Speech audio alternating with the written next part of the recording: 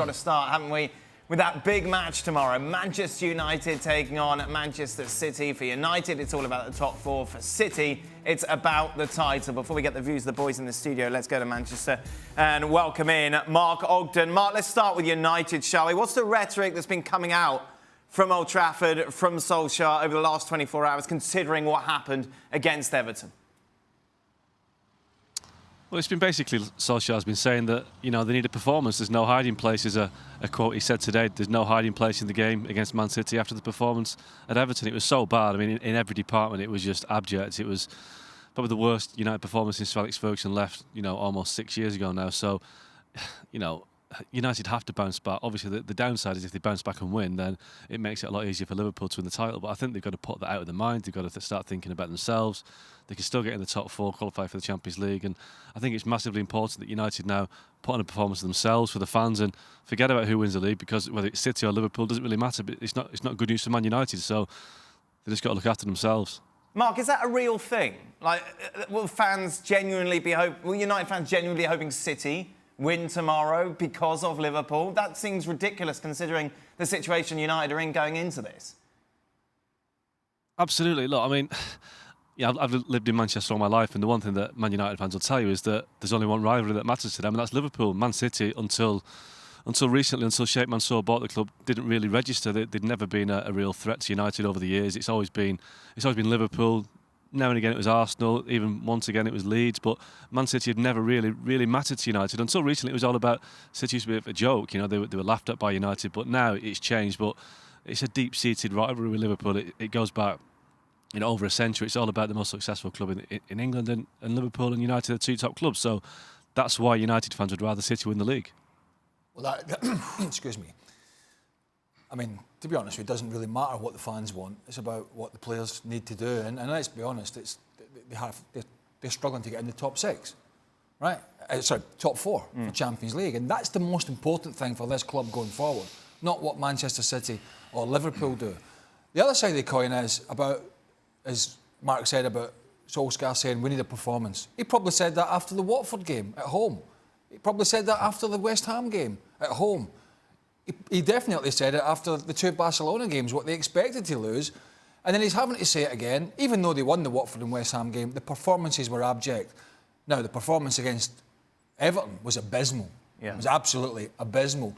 Now, even if United up their game tomorrow, it would still take a Manchester City really poor performance to allow them to get anything out of it. That's how big a difference, that's how big a gap there is between these two playing squads. Solskjaer's only really had 2 days, yeah, with the team since that defeat against Everton. How much can he do realistically in that time to get this side ready for this match tomorrow?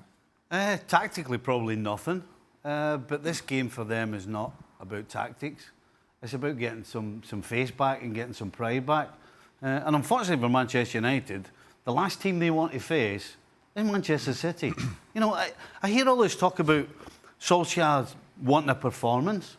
When was the last time we got a performance against a proper team? You know, are we going to start saying that getting annihilated against PSG and a miracle happens in getting through, is that a performance? Is that really a performance? I can't imagine how Manchester United win this game against Manchester City. Are you expecting a reaction? There's got to be some sort of reaction, hasn't it? Yeah, it's not a performance that they need. It's a pride, like Stevie said, like a reaction as men. They have to go on the field, you know, as warriors. Because, of course, and Craig said it at the end of his explanation, between the two teams, there is a big gap of quality. And it's not only the performance, it's not only the pride, it's not only being a warrior, it's not maybe calling the god of football to win that game. So it could be, if they lose, it could be an excuse for the fans saying that they don't want Liverpool to win. But you have to face the reality of the quality of, or the non-quality of the Manchester United squad, comparing to what we knew in the history of football. They really need to react during the summertime to find a better team, because Manchester United is not anymore Manchester United. I say it again, I said it yesterday, Dan, that when City are in possession and the two full-backs push on and the wide guys kind of tuck in, if they lose at City, if United had watched what Tottenham did, which was hit the ball early and over the top to expose on Saturday or at the weekend, it was Laporte and John Stones. Sure. I don't know what the centre-half pairing will be for City because it could change. But that's an Achilles heel for them. That's a vulnerability that when the left sort of 2 against 1 or 2 against 2 as the fullbacks push on, when Eriksen in particular was lobbing it in behind and Son was running in, it caused them all sorts of problems. That's the only way I can see sort of United exposing that back line. The reality of this game is that it's about Manchester City. Correct. If Manchester City put the effort and the commitment in that they have done over the last, 18, 24 months, then they win the game. Because if you've got two sides giving it all, it then comes down to ability. And if we're talking about ability, Manchester City are on a different planet to Manchester United. There's not one player, I'm trying to think off the top of my head, there's not None. one player at the moment in that United team that would get into the City side. No. And Normally you say De and I Gea, include wouldn't you? David Yeah. De Gea, yes, at the moment. Yeah, that's true. That's true. Not one. Even Pogba. Pogba did well. I wouldn't have him anywhere near that City side at the moment. No, I agree. Mark, can you paint a more optimistic picture for United fans at all going into this game tomorrow? No, not really. It's difficult because, like guys say, if you have 1 to 11, you wouldn't really find any United players in that 11, and Pogba certainly wouldn't make it for me.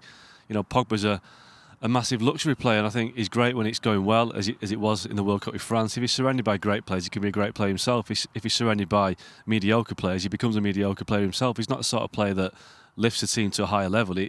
He almost gets dragged down by the team's inadequacies, and I don't think that United can rely on Pogba in any game, and certainly not this one, because I think it's the sort of game that he goes missing, and he went missing in the Nou Camp last week. He went missing at Everton, and you look around that United team, and there aren't many players you can say he will turn up and give you a shift. I mean, you'd always want Marcus Rashford to give 100%, but he needs players around him to perform. So yes, there will be a reaction, and yes, they can't be as bad as they were at Everton. But I remember under David Moyes 5 years ago, United were absolutely hammered at Old Trafford by Liverpool, and thought it can't be as bad as that again. And the next home game was Man City, and they were hammered again 3-0. So there's no guarantee that United won't get hammered tomorrow night. I just think that if City turn up, and I think they will turn up, then it could be a really uncomfortable night for United.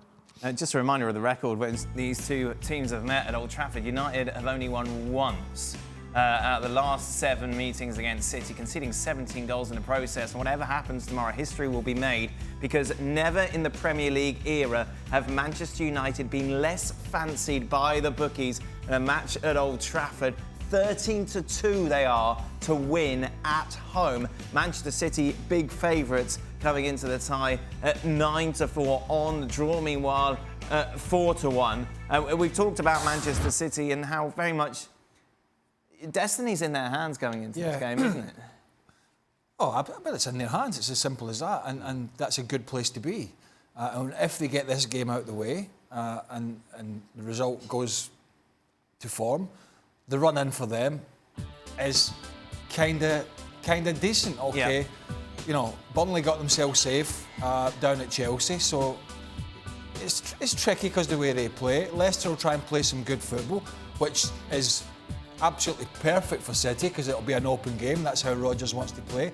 And Brighton, I think they might be safe by the time they get to the last game because of depending on the Cardiff scenario. But the one thing is De Bruyne is not fit. But then again, how many times have I said to you in this show, when City name their team, I'll look at the subs. Yeah. And so as much of an issue that is for De Bruyne, there is always somebody almost equally as good to come off the bench.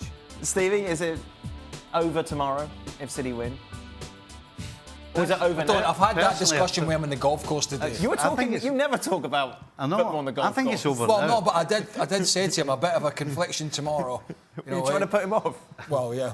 I think it's over now. I don't see a way that Man City lose any games. Right. Never mind drop points. I just don't see anybody getting in their way. And that means that they win all the games, they win the title. It's as simple as that. Mark, do you agree? I'm inclined to agree, but I do think that the Leicester game at the Etihad might just be a bit of a banana skin, because I think, Leicester are a team that you wouldn't really want to play any time, because they have got players who can turn up on the day. People like Jamie Vardy are a threat, and that is the one game for me that I think City might slip up. But I think it's a faint hope for Liverpool, and I do think Liverpool probably deserve to win the league. But I just think City, they're just unstoppable at the moment.